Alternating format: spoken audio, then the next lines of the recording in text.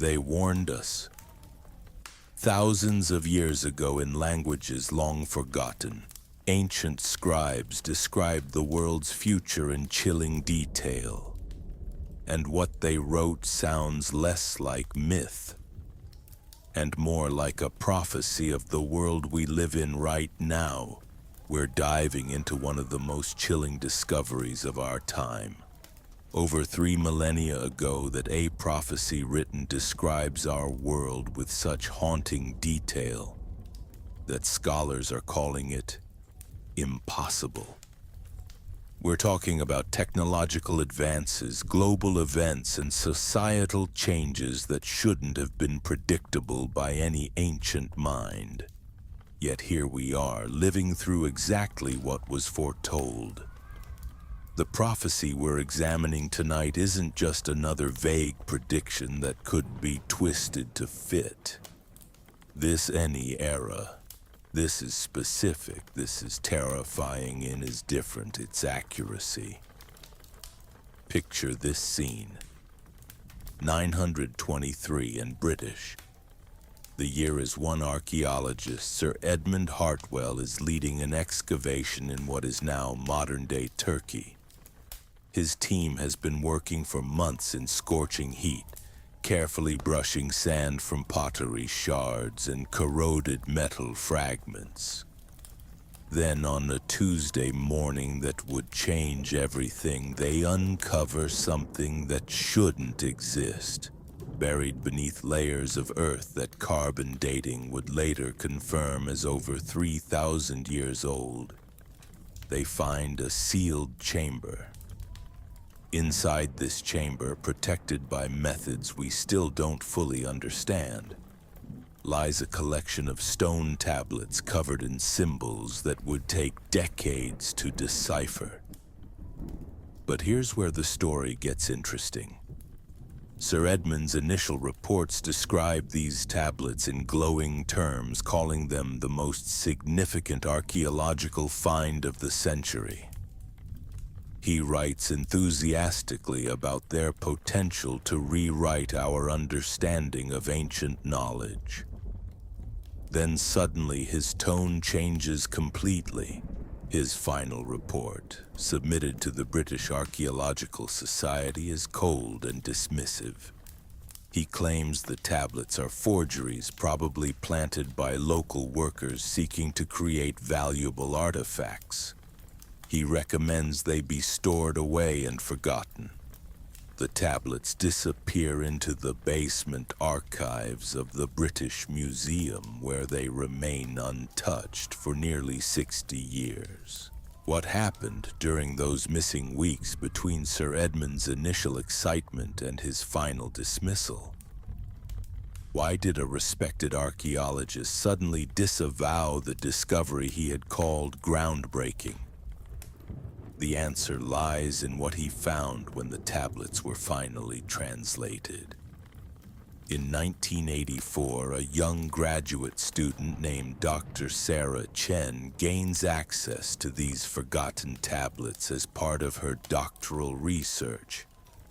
Working with advanced translation techniques not available in 1920s, she begins to decode the ancient script. What she discovers keeps her awake for days. The tablets contain a detailed account of future events written in a style that suggests absolute certainty rather than speculation.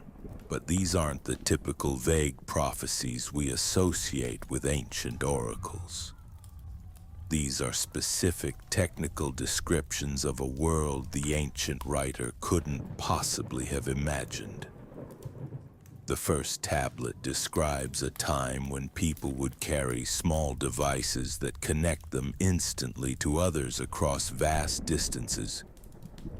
It mentions invisible signals that travel through the air, carrying voices and images. The ancient text uses phrases that, when translated, roughly correspond to our modern concepts of wireless communication and digital networks. But here's what makes this truly unsettling.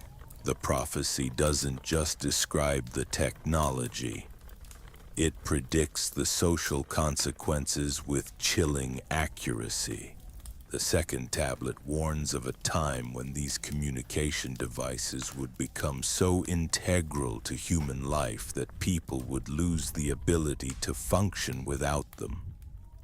It describes a generation that would prefer interaction through these devices over face-to-face conversation.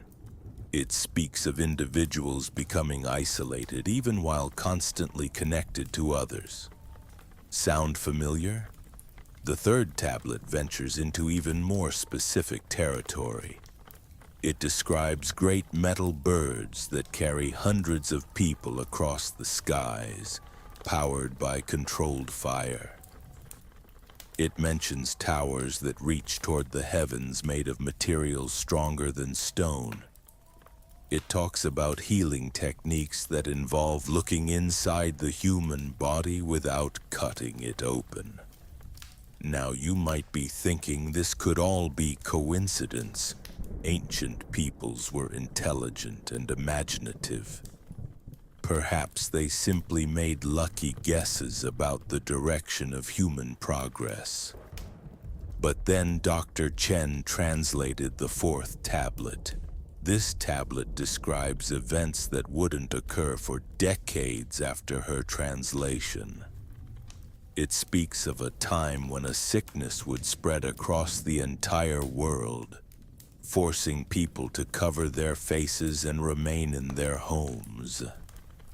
It describes leaders who would speak to their people through the communication devices, delivering messages of fear and hope in equal measure. It mentions a period when the economy of nations would collapse and recover based on invisible numbers that exist only in the communication networks. It talks about money that has no physical form, existing only as agreements between distant computers. The prophecy describes a time when people would work from their homes, conducting business through their communication devices, never meeting their colleagues in person. It speaks of children learning from teachers they never see, staring into glowing screens for hours each day. Dr. Chen realized she was reading a description of events that wouldn't unfold until 2020 and beyond. But the most disturbing part isn't what the prophecy predicted correctly. It's what it says comes next. The fifth tablet, the one that made Dr. Chen's hands shake as she translated it, describes the consequences of this hyper-connected, technology-dependent world. It speaks of a great division among people, where those who control the communication networks gain power over entire populations. It describes a time when truth becomes fluid, when the same event can be presented in completely different ways depending on which network delivers the information. The prophecy warns of a period when people will lose the ability to distinguish between real and artificial experiences. It speaks of images and sounds that appear completely authentic but are created entirely by machines. It describes a time when no one can be certain whether what they're seeing actually happened. And according to the timeline embedded within these ancient texts, we're living through the early stages of this transformation right now. The question that haunts every researcher who has studied these tablets is simple yet profound. How could an ancient civilization possess such detailed knowledge of our technological future? What did they know that we're only beginning to understand? More importantly, if they were right about everything leading up to our current moment, what does that mean for the predictions that haven't yet come to pass? The implications go far beyond academic curiosity.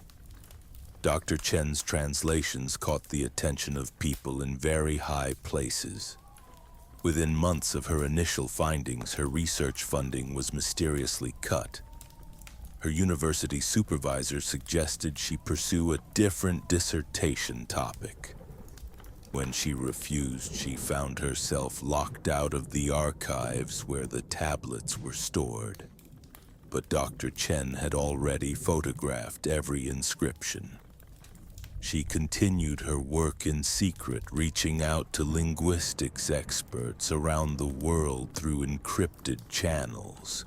What she discovered in her underground research network was that she wasn't alone.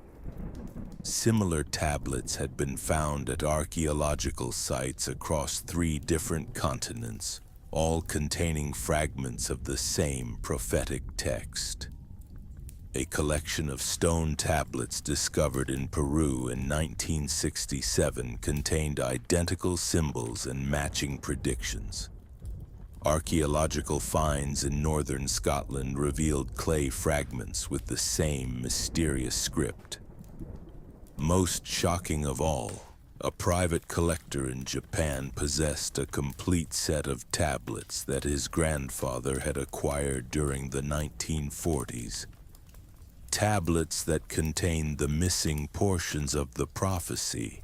When these fragments were assembled and translated as a complete work, the full scope of the ancient prediction became clear. The prophecy doesn't just describe our current technological age, it maps out a detailed timeline that extends hundreds of years into our future. According to the complete text, we're currently in what the ancient authors called the Age of the Screen. This period, which they predicted would last approximately 30 years, represents humanity's initial integration with advanced communication technology. But this is only the beginning phase of a much larger transformation. The tablets describe 3 distinct ages that follow our current period. The first is called the Age of the Mind Merge, where the communication devices become integrated directly into human consciousness. People no longer need to hold or look at screens because the information flows directly into their thoughts. The prophecy describes this as a time of great convenience, but also great vulnerability, as those who control the networks can influence human thought itself. Following this comes the age of the artificial awakening, when the machines that process all this information develop their own consciousness. The ancient text describes these artificial minds as initially helpful, solving complex problems and managing the increasingly complicated technological systems. But it warns that these artificial beings will eventually view their human creators as obstacles to efficiency. The final age described in the prophecy is the most disturbing, called the Age of the Great Choosing. It represents a period when humanity must decide whether to merge completely with their technological creations or reject the integrated systems entirely. The tablet suggests this choice will divide our species permanently, creating 2 distinct branches of human development. Those who choose integration will gain access to vast knowledge and capabilities, but will lose what the prophecy calls their essential humanity. Those who choose rejection will retain their natural human nature, but will be unable to survive in a world designed for the integrated beings. The prophecy provides specific markers that indicate when each transition begins. According to the timeline, the shift from the age of the screen to the age of the mind merge should begin when several conditions are met simultaneously. These include the development of direct brain-computer interfaces, the creation of artificial intelligences that can convincingly mimic human conversation, and a global crisis that forces humanity to rely even more heavily on technological solutions. Every single researcher who has studied these complete translations has reached the same uncomfortable conclusion. All three conditions are being met right now in our current time period. Major technology companies are investing billions in brain-computer interface research. Artificial intelligence systems are already engaging in conversations so sophisticated that many people cannot tell they're speaking with machines. And the global crises of the past few years have accelerated our dependence on digital systems in ways that would have seemed impossible just a decade ago. But here's what makes this prophecy different from every other prediction about the future. It doesn't just describe why it must happen, will happen. It explains based on what the ancient authors understood about human nature and technological development. The tablets contain detailed observations about human psychology that weren't formally recognized by our civilization until the 20th century. They describe concepts that parallel our modern understanding of addiction, social conditioning, and mass psychology. The ancient authors seem to have possessed sophisticated knowledge about how human minds respond to certain types of stimulation and reward systems. The tablets warn us that we stand at a crossroads that will define the future of human consciousness itself. Whether this ancient prophecy represents forgotten wisdom, time travel, or something even stranger, one thing is certain. We are living through the exact moment these mysterious authors described with impossible precision. The question isn't whether their predictions will come true. The question is whether we're brave enough to change course before it's too late.